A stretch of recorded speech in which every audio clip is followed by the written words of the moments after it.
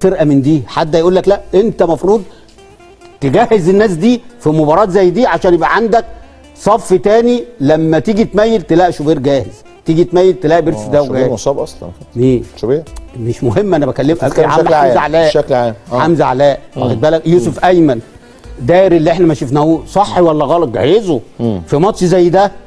بس هم خايفين يخسروا، الجمهور يهيج، الدنيا ما تعرفش تتلم زي ما انت بتشوف كده، ويروحوا البطوله وهم خسرانين مهما كان، مع ان المفروض ان جمهور الاهلي هيعذر لان هو عايز يشوف اللعيبه بتاعته دي اللي هي اتعملت صفقات وما شفناهاش لغايه دلوقتي.